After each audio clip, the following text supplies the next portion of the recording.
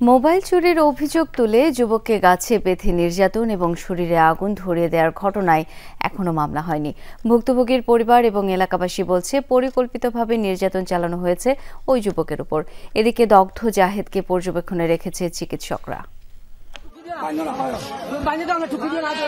Mobile চুরির অপবাদে যুবককে গাছে বেঁধে অগ্নিসংযোগ, বারবার আকুতি জানিয়েও রেহাই মেলেনি তার। হবিগঞ্জ বাহবলের যমুনাবাদ গ্রামে ঘটে এই ঘটনা। ৮ মার্চ রাতে গ্রামের আব্দুল কাইমের বাড়ি থেকে চুরি হয় দুটি মোবাইল ফোন। পরের দিন সন্দেহভাজন হিসেবে তারাপাশা গ্রামের শহীদুলকে মারধর করে স্থানীয়রা। তাদের দাবি, স্বীকারোক্তিতে বনদক্ষিণ গ্রামের জাহেদ মিয়া জড়িত ছিল বলে জানায় শহীদুল। এরপর অতি উৎসাহীরা জাহেদকে ধরে এনে অমানবিক নির্যাতন চালায়, আগুন ধরিয়ে দেয় শরীরে। তবে জাহেদের দাবি, পূর্ব বিরোধের জেরে চালানো হয়েছে নির্যাতন। আমার মোবাইল ছিল অপবাদে আমার দোকান থেকে ফোন দেওয়া নিয়ে আমার গাছের সাথে বাইন দেয়া।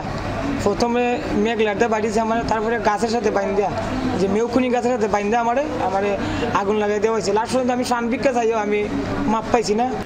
স্থানীয় দর্জির দোকানে কাজ করা জাহেদ ভদ্র ছেলে হিসেবেই পরিচিত। এমন অমানবিক ঘটনায় হতবাক স্থানীয়রা। বিচার চায় জাহেদের স্বজনরাও।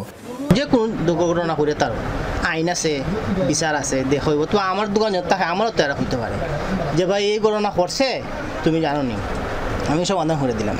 এই ধরনের ঘটনা হাঁটে। মানুষে দুইটা লাত্তি দিলে, দুইটা কিল দিলে মানুষের শিকার আছে আমি নিছি, কিন্তু আমার বাইরে জ্বলন্ত আগুনের মাঝে ফুরাইছে, তারপরে আমার বাইরে কইছে না যে আমি নিছি কইরা। জাহেদ যে সে আমার হাতে আর কোনোদিন ধরা পড়ছে না।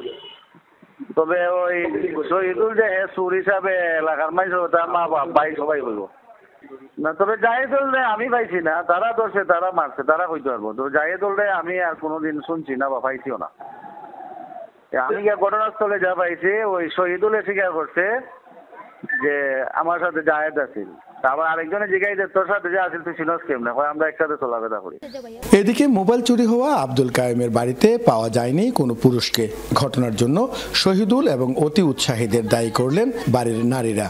ওকা অন্য মাইসে মারছে, এরার মাইসো মারছে, এরা শাসন করতে পারে না, ওইগুলা করে এরার মাইসো মারছে। আইসুন কোন জ্বালাইলাও বিনাশ হয়ে জীবনে তার চুরি করতো না, জোর মাই জ্বালাও। আমরা তো কোনো মারপিট হতো, তা কোনো করছে না। দেশের মানুষ দলেছেন জনগণ, ওই এরা এরকম মারপিট করছেন। চিকিৎসক জানিয়েছেন জাহেদকে পর্যবেক্ষণে রাখা হয়েছে। 15 থেকে 18% মতো বার্ন, এবং অসুবিধা হচ্ছে যে ওনার এই বার্নের কারণে 2 হাতই ফোলা ধরেছে।